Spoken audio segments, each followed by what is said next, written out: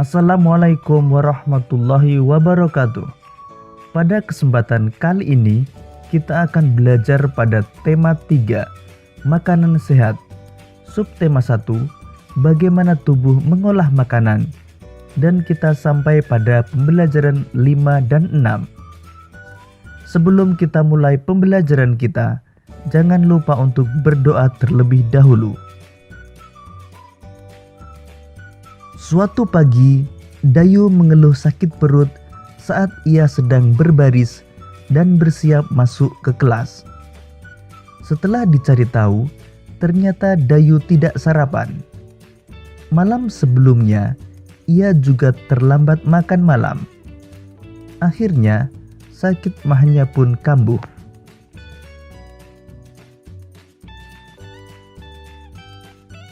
Banyak orang berpikir bahwa penyakit mah hanya bisa diderita oleh orang dewasa. Ternyata, anak-anak pun bisa terkena mah. Apa penyebabnya? Apakah gejala mah yang dialami anak-anak sama dengan yang dialami orang dewasa?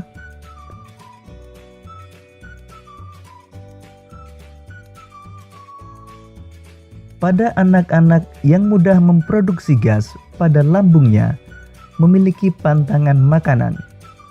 Misalnya tidak boleh makan pedas dan asam.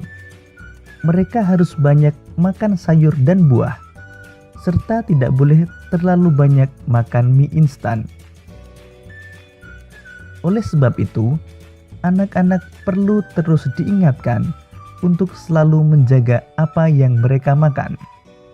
Fungsi alat pencernaan kita adalah untuk memproses pemecahan makanan menjadi sari-sari makanan sehingga dapat digunakan oleh tubuh. Untuk mencerna makanan diperlukan organ pencernaan. Bahan makanan yang kita makan tidak langsung diserap oleh sel-sel tubuh. Sebelum diserap, bahan makanan harus dicerna melalui proses pencernaan. Sistem pencernaan adalah proses pencernaan yang mengubah makanan menjadi sari-sari makanan yang dapat diserap oleh tubuh. Proses pencernaan makanan dibagi menjadi 2, yaitu pencernaan mekanik dan pencernaan kimiawi. Pencernaan mekanik adalah proses mengubah makanan menjadi lebih kecil dan lembut.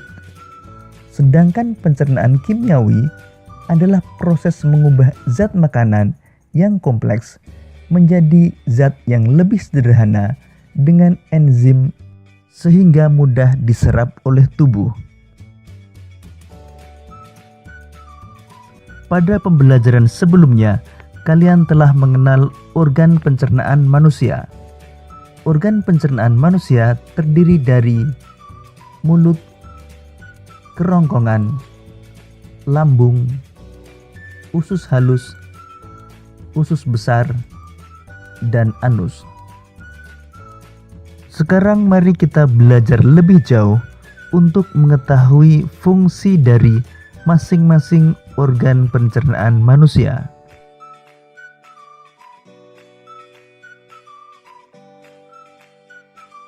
Organ yang pertama adalah mulut.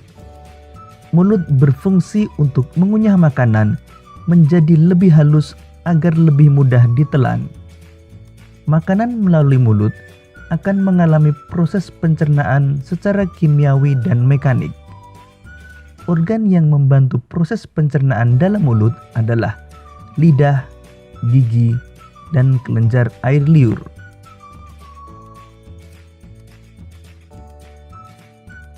Kerongkongan.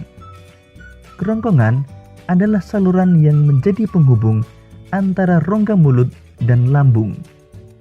Kerongkongan memiliki 2 bagian, yakni bagian faring dan esofagus. Kerongkongan dapat melakukan gerakan peristaltik, yaitu gerakan meremas-remas untuk mendorong makanan sedikit demi sedikit ke dalam lambung. Lambung. Lambung mempunyai 3 fungsi utama.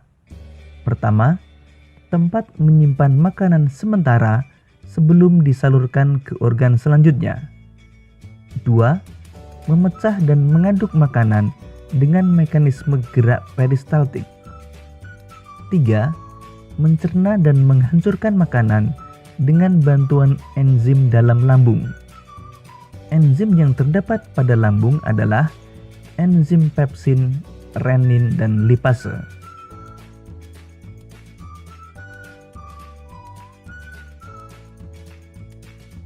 Usus halus. Usus halus berfungsi sebagai tempat penyerapan sari-sari makanan. Di dalam usus halus terjadi pencernaan secara kimiawi saja. Usus halus ini terbagi menjadi 3 bagian, yaitu duodenum atau usus 12 jari, jejunum atau usus kosong, dan ileum atau usus penyerapan.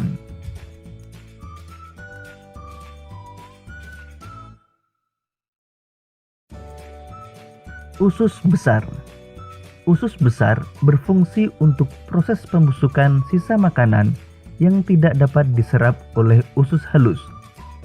Proses pembusukan di dalam usus besar dibantu oleh bakteri yang bernama Escherichia coli. Selanjutnya, sisa makanan yang tidak bisa diserap lagi atau sudah habis nutrisinya akan dikeluarkan dalam bentuk feses. Penjelasan tentang fungsi masing-masing organ pencernaan manusia. Sekarang coba kalian amati iklan berikut ini. Iklan tersebut menjelaskan tentang gaya hidup sehat. Organ pencernaan yang sehat juga didukung oleh gaya hidup sehat. Gaya hidup sehat membuat kita menyadari pentingnya kesehatan dan menghindarkan kita dari kebiasaan buruk yang dapat mengganggu kesehatan. Sekarang coba kalian simpulkan isi yang tertera di dalam iklan tersebut berdasarkan kata kunci, gambar iklan, dan target iklan. Kata kunci dalam iklan tersebut adalah perilaku hidup bersih dan sehat. Gambar pada iklan tersebut sesuai dengan pesan yang disampaikan, cukup menarik dan cukup jelas. Target iklan tersebut adalah untuk seluruh masyarakat.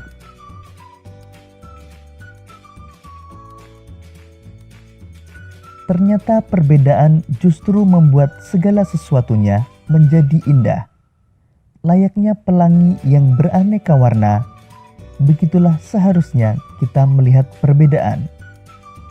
Bayangkan jika semua pelangi memiliki warna yang sama. Tentunya kurang menarik untuk dipandang, bukan? Bayangkan pula dalam sebuah iringan lagu hanya terdapat satu alat musik saja. Pastinya akan terkesan monoton. Sebagaimana halnya perbedaan budaya dan adat istiadat, alat musik daerah pun bisa beraneka ragam bergantung dari daerah yang bersangkutan. Sekarang mari kita mengenal beberapa alat musik daerah yang ada di Indonesia. Pertama, kecapi dari Jawa Barat. Sasando dari Nusa Tenggara Timur.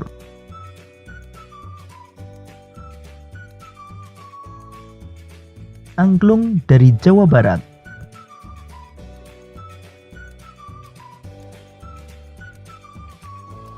Kolintang dari Sulawesi Utara.